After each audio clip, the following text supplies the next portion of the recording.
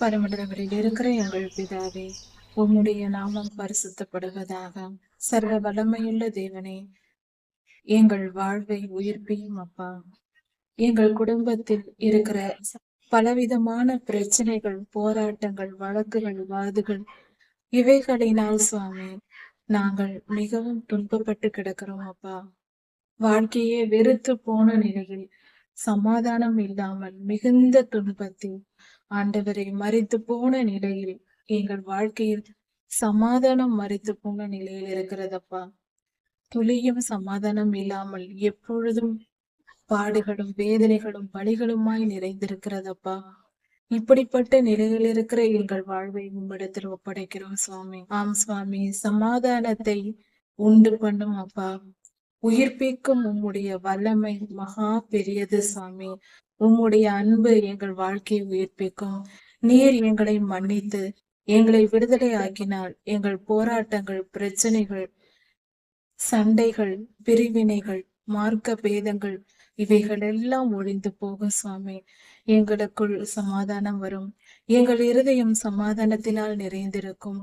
உம்முடைய அன்பு எங்களுக்கு கிடைத்ததானால், உம்முடைய கிருபை எங்களுக்கு கிடைத்ததானால் நாங்கள் சமாதானமாய் வாழ முடியும். நாங்கள் இழந்து போன சமாதானம் உயிர்ப்பிக்கப்பட்டு மீண்டும் எங்களுக்கு கிடைக்கும். கர்த்தாவே, அப்படிப்பட்ட சமாதானத்தை எங்களுக்கு தாரும். நாங்கள் சமாதானம் இல்லாமல் இத்தனை பாடுகளுக்குள் வாழ்வதற்கு நாங்களே காரணம் என்று அறிக்கை செய்கிறோம் சுவாமி. எங்கள் உலக இச்சைகளும் அது நிமித்தம் நாங்கள் செய்த பாவங்களும் எங்கள் பாடுகளுக்கு காரணமாயிற்று என்று ஒப்புக்கொள்கிறோம் அப்பா. எங்களை மன்னியும். எங்கள் மீறுதல்களை மன்னியும். அக்கிரமங்கள், துன்மார்க்கங்கள், அநியாயங்கள், அநீதிகள், பாவங்கள் எல்லாவற்றையும் மன்னியும்.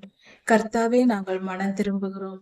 எங்கள் வாழ்க்கையை உயிர்ப்பித்து எங்களுக்கு சமாதானம் தாரும். நீர் எங்களுக்குள் வந்து எங்கள் இருதயங்களிலும் எங்கள் வீடுகளிலும் வந்து எங்கள் குடும்பத்திலும் வந்து நீர் ஆளுகை செய்யும் அப்பா. எங்கள் மேல் கிருபையாயிரும். எங்கள் வாழ்வை உயிர்ப்பையும் எங்களை மன்னித்தருளும். எல்லா குற்றங்களையும் மன்னியும்.